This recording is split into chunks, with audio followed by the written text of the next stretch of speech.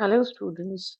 Today we are going to learn lesson number one of science, and the name of the lesson is food production and its management. ये आप जानते हैं कि green plants autotroph होते हैं, वो अपना फूड खुद बना सकते हैं. They can make it by the way of photosynthesis. इसके सिवा जितने भी जीव हैं, they all have to depend on plants some और द अदर वे. जैसे कि प्लांट ईटर्स तो हम हैं, जानवरों को भी प्लांट्स खाने होते हैं, और जो ओमनीवोर है वो प्लांट्स और फ्लेश दोनों खाते हैं. तो let's talk about plants only in this lesson, कि जो खाना हमें प्लांट से मिलता है इसको हम कहते हैं क्रॉप. और वो क्रॉप जो है क्या है? इट इज प्लांट्स जो किसी एक जगह पर बहुत बड़े पैमाने पर उगाए जाएं, उसको हम कहते हैं फसल या क्रॉप. जैसे कि गेहूं की फसल का मतलब है कि खेत के अंदर, फील्ड्स के अंदर जो उगाए जाने वाले पौधे हैं वो गेहूं के हैं.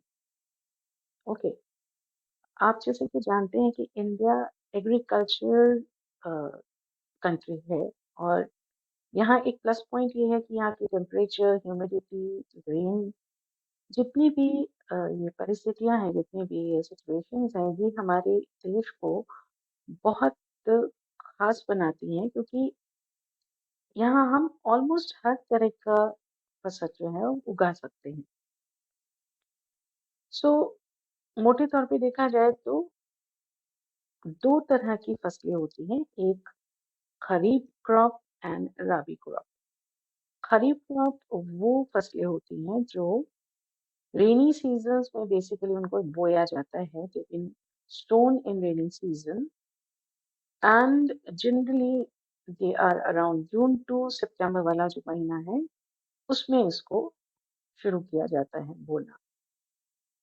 सोयाबीन, मूंगफली, कॉटन, ये सारे खरीफ फसल हैं, क्रॉप ऑफ खरीफ. रबी फसल जो है वो विंटर की क्रॉप्स हैं. ये अक्टूबर से मार्च तक में उगाई जाने वाली फसलें हैं. इन्हें रबी क्रॉप कहते हैं. लाइक चना हो गया, मटर, सरसों, अलसी, ये सब रबी फसल हैं. अब फसलों को उगाने के लिए किसान को बहुत सारी एक्टिविटीज करनी पड़ती हैं, और इन एक्टिविटीज से ही जो इन प्रोसेस से जो क्रॉप है वो प्रॉपर तैयार होती है. इसमें सबसे पहले आता है मिट्टी का तैयार होना. फसल को उगाने के लिए जो सबसे पहला चरण है वो है मिट्टी को तैयार करना. इसमें क्या किया जाता है? मिट्टी को उलटते पलटते हैं, मतलब नीचे की मिट्टी को ऊपर ले आते हैं, ऊपर की मिट्टी नीचे, और ये काफी गहराई से की जाती है.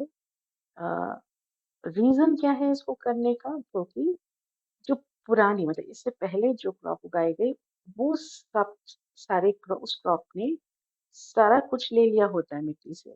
सो now we have to see that जो एयर है या जो सिस्टम है मिट्टी का, वो प्रॉपर ठीक से हो जाए. और उसके अंदर अर्थवॉर्म्स भी रहते हैं, माइक्रोब्स भी रहते हैं, जिसकी सहायता से जो फार्मर्स हैं वो मिट्टी को और अच्छा बनाते हैं. उसमें ह्यूमस भी होता है. So it is easier, just good that मिट्टी का जो उलटना पुलटना है वो हल से भी किया जाता है, और आजकल तो ट्रैक्टर से भी किया जाता है, so that it can get aerified, air उसके अंदर चली जाए, और जो पोषक तत्व हैं वो भी उसके अंदर मिल जाए. क्योंकि ऊपर की जो परत होती है वो कुछ सेंटीमीटर्स तक ही होती है. इसके उलटने पुलटने से क्या होता है कि जो पोषक पदार्थ हैं, जो न्यूट्रिएंट्स हैं मिट्टी के लिए, वो प्रॉपरली मिट्टी के अंदर मिल जाते हैं, जो कि क्रॉप्स को उगाने के लिए बहुत इम्पोर्टेंट है. इसको हमें जुताई कहते हैं, या लेवलिंग और टिलिंग भी कहा जाता है. जैसे कि मैंने कहा कि ये हल से भी होता है और ट्रैक्टर से भी किया जाता है. अपार्ट फ्रॉम दैट, एग्रीकल्चर को करने के लिए बहुत से औज़ार भी होते हैं जिनके हेल्प से we can do all the things. Farmers, they use it quite uh, randomly to सारे काम करने के लिए। सो कल्टीवेटर्स होते हैं, टिलर्स होते हैं, उन सब के ज़रिए से ये किया जाता है। जब भी मिट्टी सही हो जाती है, उसके बाद काम आता है किसका? To sow the seed. ये बहुत इम्पोर्टेंट है। मिट्टी की गुणवत्ता या मिट्टी का जो तरीका है उसको बिल्कुल सही करने के बाद एक डेप्थ होती है जिसके अंदर ही सीड को बोया जाना चाहिए। पहले के टाइम में ज़्यादातर हाथ से बुआई की जाती थी, हाथ से सोइंग की जाती थी और इस प्रोसेस को ब्रॉडकास्टिंग कहते हैं। Apart from that, now what people are doing is they've got uh, seed drillers. Seed drillers से बुआई की जाती है। उसका एक फ़ायदा ये है कि जो सीड है वो इक्वल इंटरवल्स पर और इक्वल डेप्थ पर ही सो किया जाता है, जो मैन्युअली ब्रॉडकास्टिंग में कभी-कभी नहीं भी हो पाता है। क्योंकि एक डेप्थ के नीचे अगर सीड है तो वो उगेगा नहीं। आपको लेयर्स के बारे में पता है ना? कि सॉइल की जो लेयर्स होती हैं उसमें topsoil, subsoil, bedrock होता है। तो जो सोइंग ऑफ सीड है that has to be within the depth of topsoil. Subsoil में सीड नहीं उगता है। तो ब्रॉडकास्टिंग के ज़रिए कभी-कभी ये गड़बड़ हो जाती है, लेकिन सीड डीलर्स की मदद से right kind of depth and right kind of you know distance between two seeds can be done. अब इसके बाद जो खास बात है वो है इरिगेशन। पानी को फील्ड्स तक पहुंचाना वो बहुत जरूरी भी है क्योंकि उनको खाने के साथ साथ फर्टिलाइजर्स के साथ साथ पानी भी चाहिए और वो जड़ों तक पहुंचना चाहिए, ज़रूरी है क्योंकि वहाँ से ही प्लांट्स जो हैं वो पानी को लेते हैं। बीजों की जर्मिनेशन के लिए water is very very important और जो भी न्यूट्रिएंट्स होते हैं वो कभी-कभी हम पानी के अंदर ही मिलाते हैं एंड देन इरिगेशन किया जाता है so that straight it is going to the root and the plant can take it. So earlier times अगर आप देखें पहले के टाइम में कुओं से फिर कैनाल्स से फिर तालाब है, झील है, नदियां हैं, बांध है, इन सब चीजों की मदद से इरिगेशन हुआ करती थी। लेकिन इसका एक बैड पॉइंट ये था कि बहुत सारा पानी एक साथ फील्ड्स में जाता था और उसका काफी हिस्सा जो है वो इवेपोरेट हो जाता था। सो क्या हुआ कि थोड़ी देर के लिए तो पानी मिला फील्ड्स को लेकिन उसके बाद वो पानी जो है वो इवेपोरेट हो गया, so there is no more water in the field. तो कभी कभी इसकी वजह से भी जो फील्ड जो क्रॉप्स है वो खराब हो जाती थी। नाउ आज के टाइम में अगर आप देखेंगे तो थिंग्स हैव क्वाइट चेंज। यहाँ पर कुछ अलग सिस्टम्स आ गए हैं जैसे कि sprinkler systems and drip system. Sprinkler system क्या है कि इसमें जो पानी की क्वांटिटी होती है उसको ऊपर की तरफ से डाला जाता है, नोजल्स लगे होते हैं पाइप्स में और आपने ये काफी हद तक पार्क्स में देखा होगा जो आपके घर के आसपास है और नोजल से पानी बाहर निकलता है। इसका पानी का छिड़काव पौधों पर होता है जैसे कि बारिश हो रही हो। तो छिड़काव करने से खेती की जो के दौरान जो फसलें होती है, जो रूट्स होती है, उसमें इक्वल अमाउंट ऑफ पानी जाता है और जितना पानी पौधे को लेना है वो उसको लेता है। This is what is sprinkler system. Now in drip system, इस सिस्टम के अंदर पानी को बूंद बूंद करके पौधे की जड़ों में गिराया जाता है। मतलब बहुत सारी ट्यूब्स लगी होती है, पाइप्स लगी होती हैं और वो पाइप्स का के एक सिरे पर छोटा सा एक नल जैसा लगा होता है, एक टैप जैसा लगा होता है कि उसकी जड़ें हमेशा पानी को देती रहें और एक्सेस पानी भी नहीं चाहिए, कम पानी भी नहीं चाहिए, तो उस जड़ पे उतना ही पानी जाता है जितना कि उसे चाहिए। सो कोई पानी का वेस्टेज नहीं होता है, and it is quite okay to you know irrigate. ये आजकल का सिस्टम है। Now not only that, plants को न्यूट्रिएंट्स भी चाहिए। अब दो तरह के न्यूट्रिएंट्स होते हैं, एक तो है फर्टिलाइजर्स और एक है कंपोस्ट, राइट? तो फर्टिलाइजर्स आर मैन मेड, और जनरली आप जानते होंगे कि एक फसल को जो तीन मेन न्यूट्रिएंट्स चाहिए वो है नाइट्रोजन, फास्फोरस और पोटेशियम, राइट? तो मैन मेड फर्टिलाइजर्स जो है वो केमिकल्स होते हैं, और उन केमिकल्स को स्प्रे किया जाता है या डाला जाता है जिससे कि प्रॉपर न्यूट्रिएंट्स पौधों के अंदर पहुंचता है, पर वो होते केमिकल्स ही हैं। But when you talk of manure, manure is a compost. उसको खेतों में ही बनाया जाता है।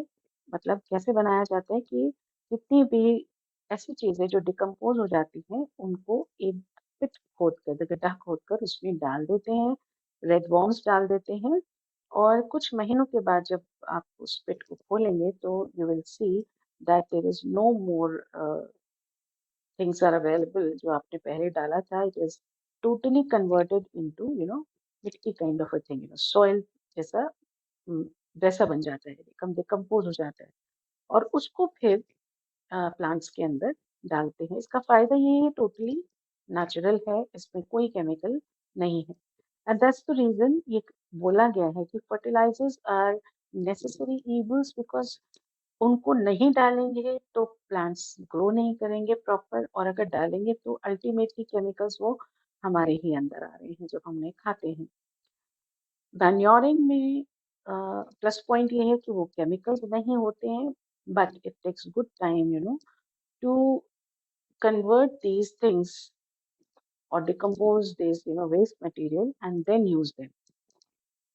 जैसे आजकल कुछ एक कोशिश करी जा रही है कि पूरी फील्ड को ही farmers they add all those decomposers, और उसको वो छोड़ देते हैं फिर कुछ महीनों के लिए, सो दैट मिट्टी के नीचे जो भी कुछ उन्होंने डाला है वो कुछ महीनों के अंदर ऑर्गेनिक फार्म्स में कन्वर्ट हो जाए, वो पूरा फील्ड जो है वो मैन्योर से ही कंप्लीट हो जाए, उनको फर्टिलाइजर्स डालने की जरूरत नहीं हो।